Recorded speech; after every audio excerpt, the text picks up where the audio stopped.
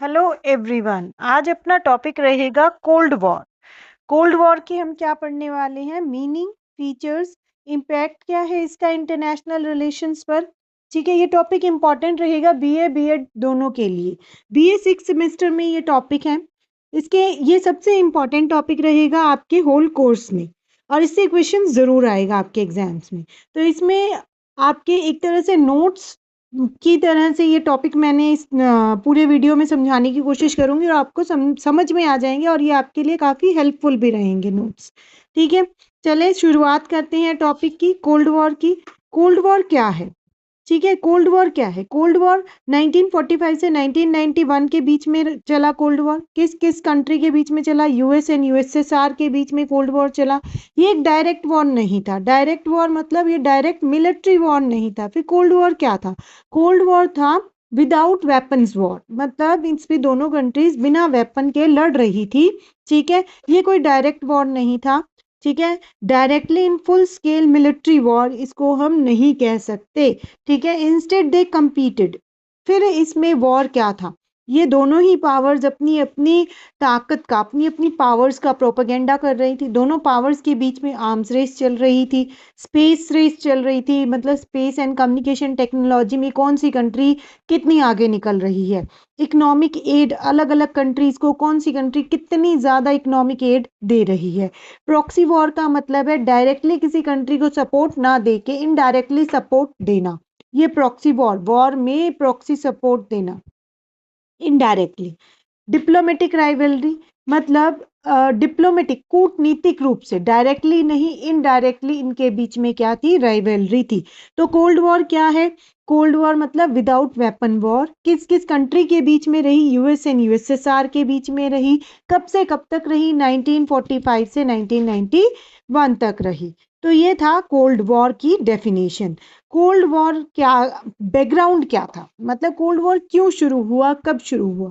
Cold war शुरू होता है after second world war.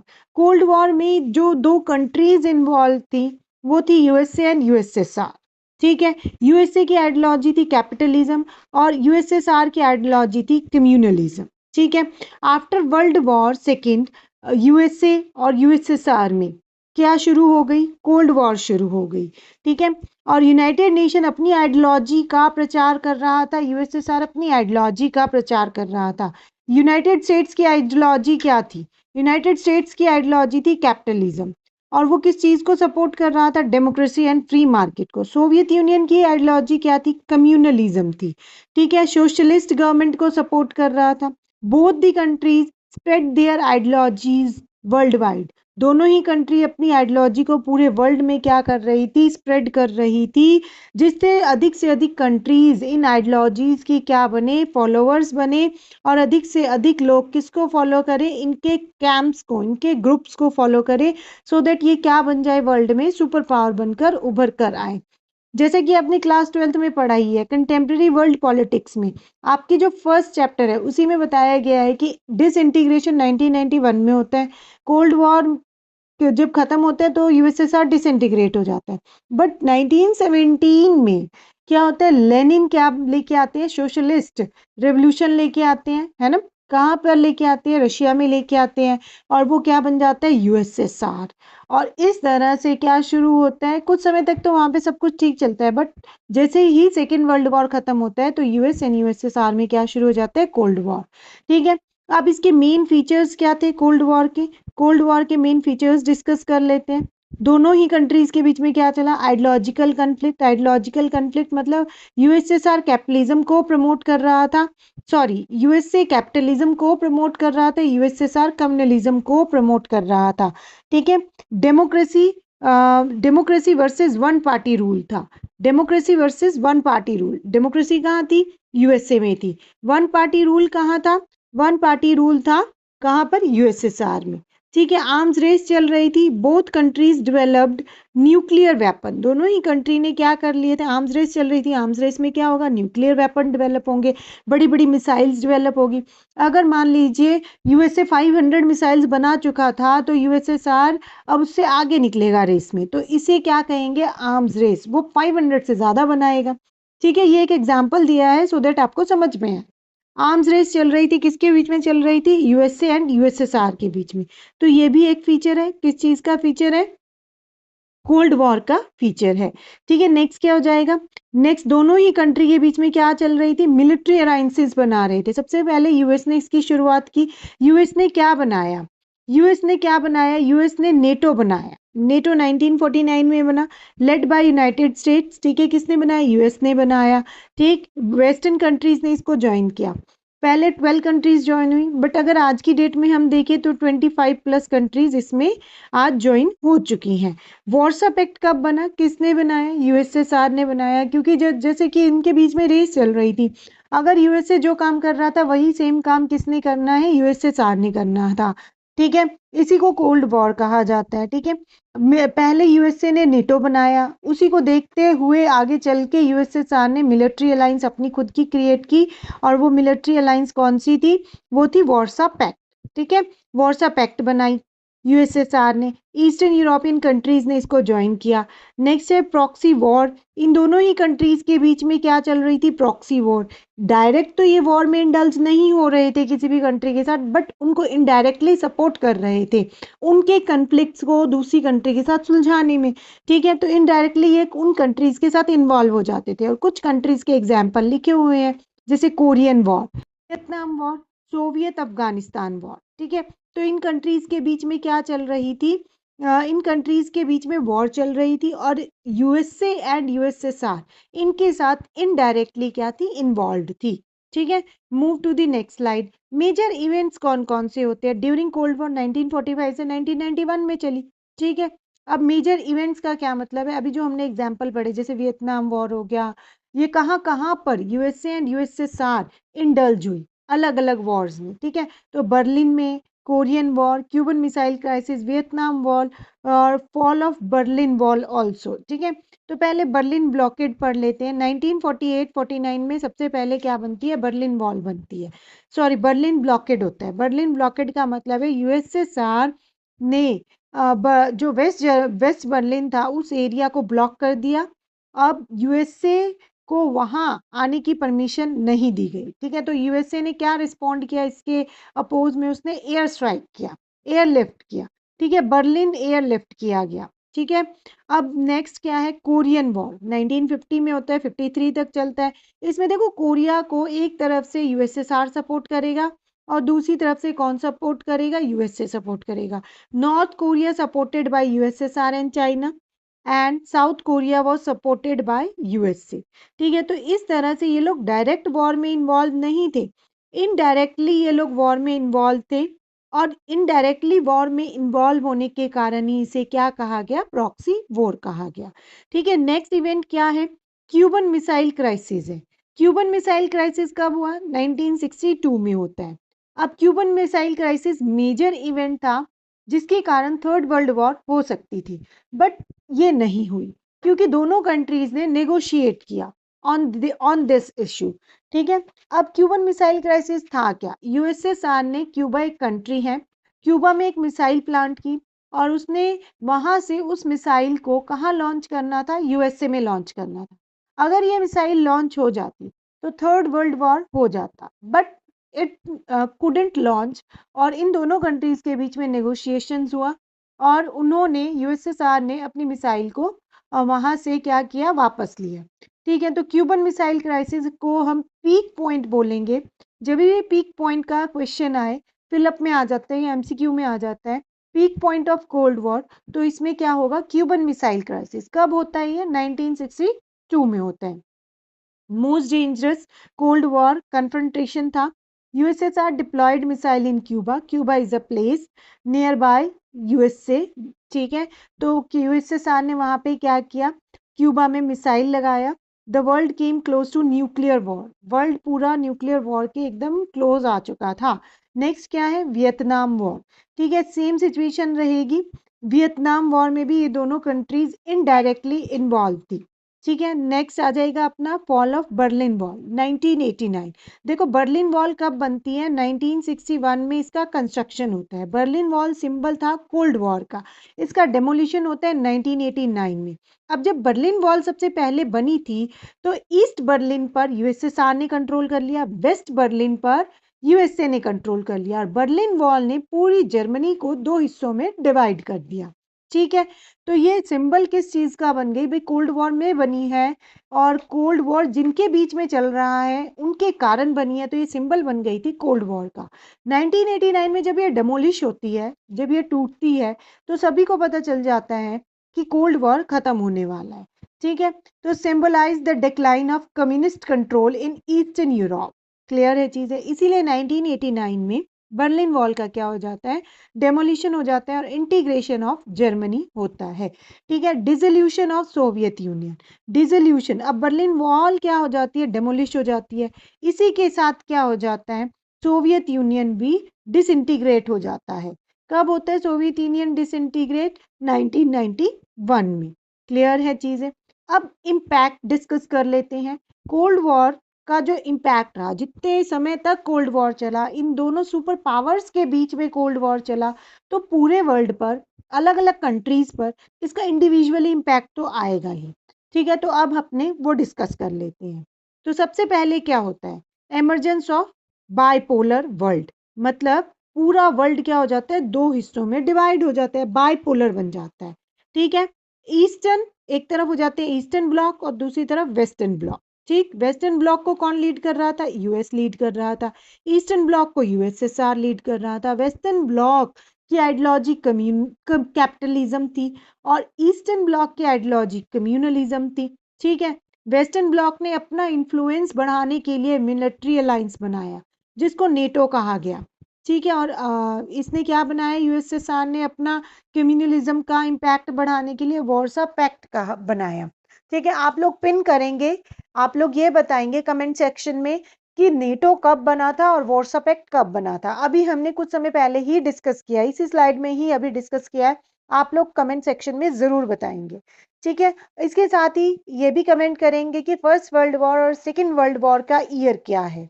Okay बच्चों, तो पहला इंपैक्ट क्या रहा, एमरजेंस ऑफ बाइपोलर ऑर्डर, मतलब पूरा वर्ल्ड दो हिस्सों में क्या हो गया, डिवाइड हो गया। नेक्स्ट इंपैक्ट क्या है, आर्म्स रेस, दोनों ही कंट्री के बीच में क्या चल रही थी, आर्म्स रेस चल रही थी, क्योंकि ये इनडायरेक्ट वॉर थी। ठीक है, आर्म्स रेस चल रही थी, दोनों कंट्रीज अपने अपने आर्म्स वेपन्स को बनाने पर इन्होंने फोकस किया हुआ था।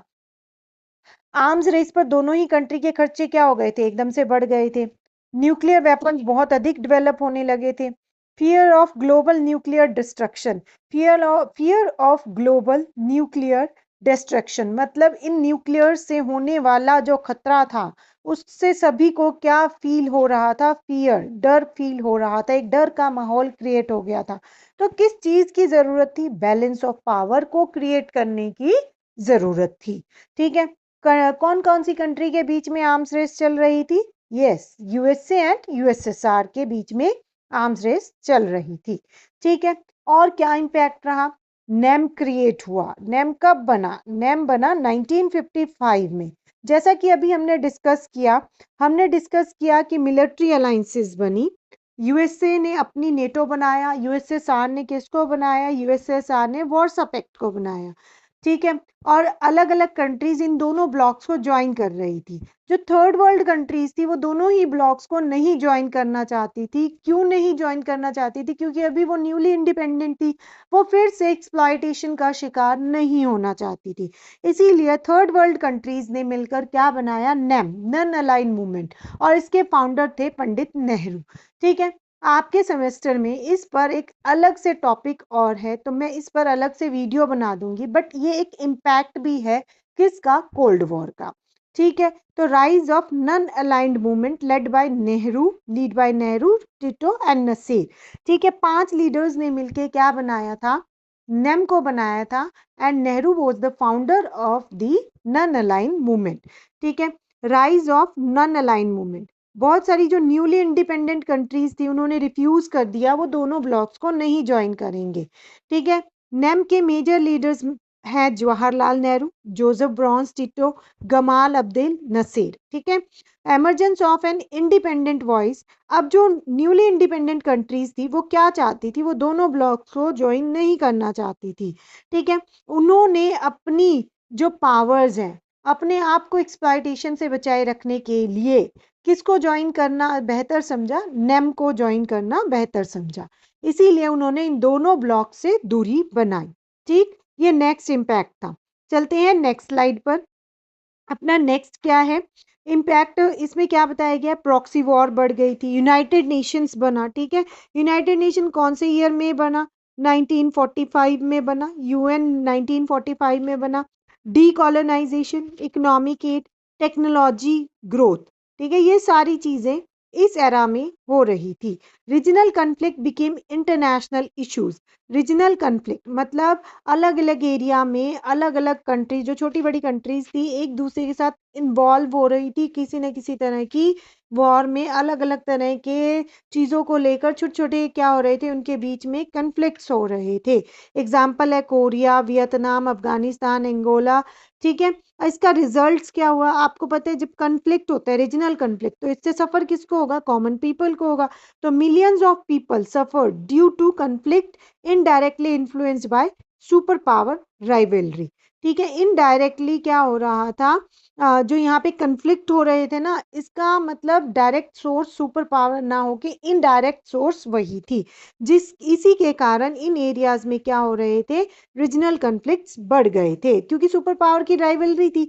एक तरफ जैसे हमने कोरिया का एग्जांपल लिया, south Korea and north Korea पर। ठीक है। साउथ कोरिया पर किसका अधिकार था, यूएसए का। नॉर्थ कोरिया पर किसका अधिकार था, यूएसएसआर का। ठीक है। तो मतलब इस रीजन में रीजनल कन्फ्लिक्ट बढ़ गया था। इसी तरह से वियतनाम का एक पार्ट यूएसए के पास, दूसरा पार्ट किसके पास, यूएसएसआर के पास। ठीक है। अफगानिस्तान पर जब अटैक हुआ 1979 में, इन्वेजन किया किसने, यूएसएसआर ने। उसी तरह दूसरी तरफ से अफगानिस्तान को बचाने के लिए किसने कोशिश शुरू कर दी, यूएसए ने। तो इस तरह से इस एरिया में रीजनल कन्फ्लिक्ट बढ़ गए थे because of super power rivalry.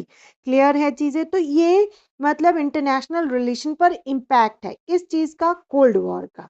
Okay. Impact क्या है, डीकॉलोनाइजेशन एंड नेशनल लिबरेशन मूवमेंट, ये तेज हो गए थे अलग अलग कंट्रीज में। बहुत सारी ऐसी कंट्रीज हैं एशिया और अफ्रीका की, जिन्होंने आफ्टर सेकेंड वर्ल्ड वॉर क्या ली, इंडिपेंडेंस ली। लाइक इंडिया 1947 में, उसके बाद घाना, अल्जीरिया। सुपर पावर ने क्या किया, इन न्यूली इंडिपेंडेंट कंट्रीज को मतलब इन्फ्लुएंस करने की कोशिश की थ्रू नेटो और थ्रू वॉर्सो पैक्ट। बट क्योंकि इन्होंने अपना एक इंडिपेंडेंट कैंप बना लिया था, तो ये न्यूली इंडिपेंडेंट कंट्रीज ने उस कैंप को ज्वाइन किया। ठीक है। Development of international organisation, UN बना। यूएन कब बना, 1945 में बना। ठीक है। न्यू ऑर्गेनाइजेशन डेवलप की गई 1945 में, that is united nation organisation. इसका मेन काम क्या था, एक ऐसा प्लेटफॉर्म प्रोवाइड करना जहां पर डिस्प्यूट को निगोशिएशन से सुलझाया जा सके, मिलिट्री इन्वेजन ना किया जाए, पीस कीपिंग के तरीके अपनाए जाए, mediation, conflict resolution through negotiation. ठीक है। तो यूएन को बनाया गया इस पर्पस के लिए। 5 मेजर परमानेंट कंट्रीज जो सुपर पावर्स थी, बाद में चलकर सुपर पावर्स बनी, कौन सी थी वो, जो यूएन की 5 परमानेंट मेंबर्स हैं, आप कमेंट सेक्शन में पिन करेंगे। ठीक है। कमेंट सेक्शन में इसका आंसर जरूर आना चाहिए कि 5 परमानेंट मेंबर्स कौन सी थी यूनाइटेड नेशंस की। Okay.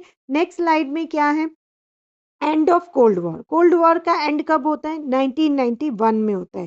Collapse of Soviet union, जैसे ही सोवियत यूनियन क्या होता है, डिसइंटीग्रेट होता है, वैसे ही कोल्ड वॉर क्या हो जाता है, खत्म हो जाते हैं। हमने शुरुआत में क्या पढ़ा था, 1945 में कोल्ड वॉर शुरू होता है, 1991 में कोल्ड वॉर खत्म हो जाता है बिकॉज ऑफ द डिसोल्यूशन और डिसइंटीग्रेशन ऑफ यूएसएसआर। ठीक है। अब वर्ल्ड क्या बन जाता है, बाइपोलर से यूनिपोलर। वन सुप्रीम और सुपर पावर कौन रह जाता है, अमेरिका। ठीक है। पावर रिलेशन फिर से चेंज हो जाएगा। After the collapse of Soviet union 1991, USA became the dominant global power. Bipolarity खत्म हो जाती है, आर्म्स रेस खत्म हो जाती है। ठीक है। इंटरनेशनल इश्यूज नए नए अब एमर्ज होते हैं ग्लोबल पॉलिटिक्स में। क्या थे वो? ग्लोबलाइजेशन। इंडिया में ग्लोबलाइजेशन कब आया बताओ? 1991 में।